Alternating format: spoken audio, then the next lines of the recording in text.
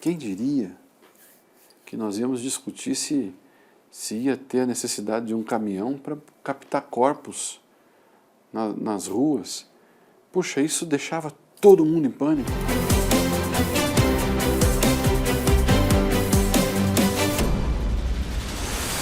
Meu nome é Carlos Alberto Gebrim Preto, sou médico, mais conhecido por Beto Preto, e durante a pandemia eu fui secretário de Estado da Saúde do Paraná. Estas são histórias não contadas da pandemia.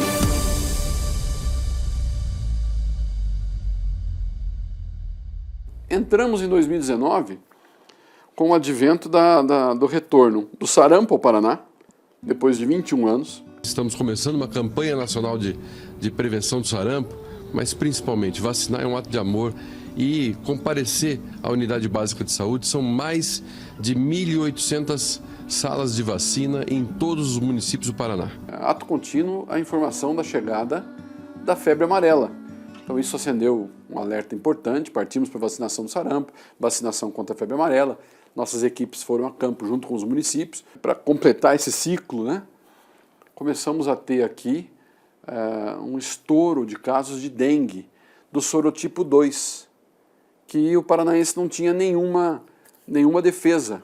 O maior número de casos dos últimos 10, 15 anos aí, e aumentando toda semana. Então estamos nessa lógica de enfrentamento dos municípios. Esse era o nosso momento epidemiológico, 2019 para 2020. Início do ano começa aquela discussão do vírus, que o médico achou que era diferente dos outros, lá na China, Wuhan, e as informações ainda eram um pouco, eu diria, incompletas, incongruentes. Eu me recordo, e isso é importante dizer, me preocupa muito o Carnaval de 2020. Nós tivemos aqui em Curitiba um encontro dos secretários municipais de educação de todo o Paraná. Eu fui falar sobre a dengue, o enfrentamento da dengue. No final eu falei, olha, gente, está vindo aí um vírus lá da China, que a gente não sabe muito bem ainda como vai ser a sua abordagem. Talvez tenhamos que manter as escolas fechadas por 2 ou 3 semanas. É aí que a secretária municipal de educação de 4 Pontos, um município de 5.000 habitantes, me fala o seguinte, falou, nós voltamos no mesmo carro, no grupo de secretários da nossa região, falando, olha, esse secretário está louco, não sabe o que está falando. E, no final das contas, não foram 2 ou 3 semanas. As escolas permaneceram fechadas 1 ano e meio. Veja só a que ponto nós chegamos de não ter exatamente, completamente, o horizonte do que estava chegando para nós naquele momento. Agora, ninguém entendia que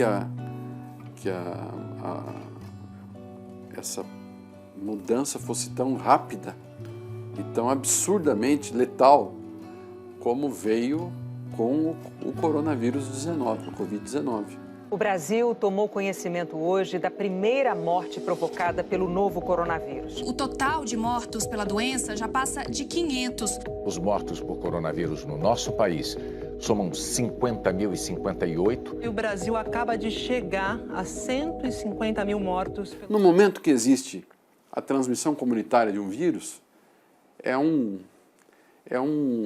aceitação de que não tem mais controle. A OMS está avaliando o surto a todo tempo e estamos profundamente preocupados com os níveis alarmantes de propagação e pela inação alarmante. Fizemos então a avaliação de que o Covid-19 já pode ser caracterizado como uma pandemia. Então, quando não tem mais controle, é taxa de transmissão, é olho no dado epidemiológico diariamente, muita transpiração de toda a equipe e informação o tempo todo.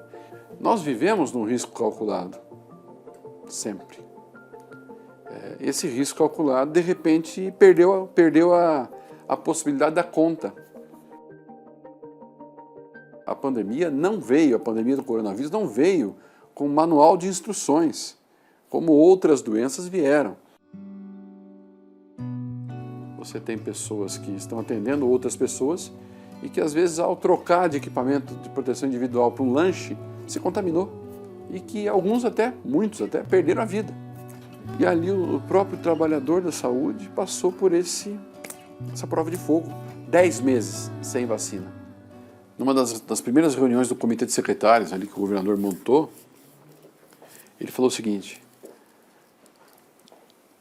Beto, você está certo disso? Determinadas propostas que nós tínhamos levado. E eu respondi: secretário Ortigara, diante do quadro que se coloca, essas são as melhores decisões a serem tomadas. E ele me respondeu: fique certo disso. Se acerque da possibilidade de acertar mais do que errar. Porque você será cobrado. Isso foi muito marcante para mim. Foi logo no começo da pandemia. Nós tivemos reuniões que foram muito duras no começo, até entre nossa equipe. Eu quero lembrar até que um dos assuntos que veio à tona no começo foi o seguinte, que nós tínhamos que pedir o apoio das forças de segurança, da Defesa Civil, se fosse necessário buscar corpos de pessoas que perderam a vida na rua. Até isso foi discutido. Pode parecer tão longe isso hoje, mas isso foi discutido. A falta, por exemplo, de sacos plásticos cadavéricos. Poxa, quem diria que nós iríamos ter que discutir isso no século XXI, no ano de 2020, 2021? Mas esse assunto, como outros tantos, foram discutidos. Se nós íamos ter condição de ampliar leitos ou não. Se nós teríamos condições de comprar mais respiradores ou não. Nós estivemos numa linha muito tênue, o fio da navalha, da presença ou não do serviço de saúde habilitado para atender o cidadão. Seja pela presença ou não de medicamentos, pela presença ou não de equipamentos, pela presença ou não de oxigênio, pela presença ou não de equipes. Então, até isso, em algum momento, nós entendíamos que podia faltar.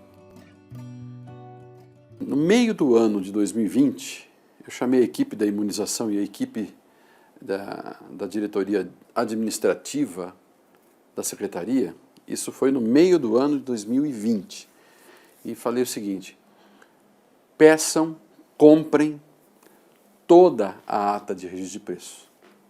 Porque vai chegar a vacina e eu tenho uma percepção que o Ministério pode atrasar a entrega de seringas e agulhas. Nós temos que nos preparar para isso. Isso vai faltar no mercado. Se tiver como receber, compre tudo. Ah, mas você, poxa, secretário, o senhor está maluco. 20 milhões de seringas? Compre. Seringas e agulhas. Mas foi talvez a medida mais acertada que nós tomamos. Porque quando as vacinas começaram a chegar, as seringas e agulhas vieram um pouquinho depois. Então nós tivemos que começar a usar o nosso estoque.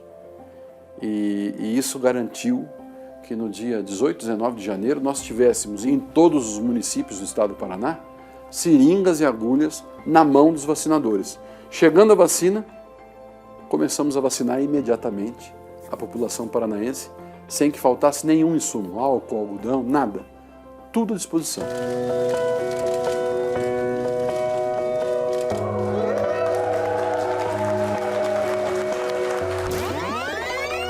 Cumprimentar aqui o nosso secretário de saúde, o Beto Preto, que fez um trabalho extraordinário na saúde do Paraná. Eu tenho um orgulho danado.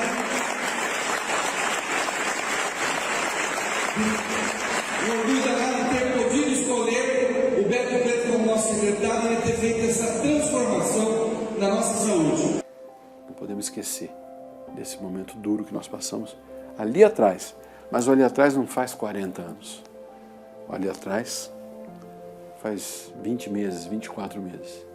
Por isso a necessidade de continuar fazendo o processo de vacinação acontecer, continuar ligado nisso e principalmente confiar na ciência. A ciência nos trouxe até aqui, tirou as nossas máscaras e nos deu a condição de voltar a conviver em grupo.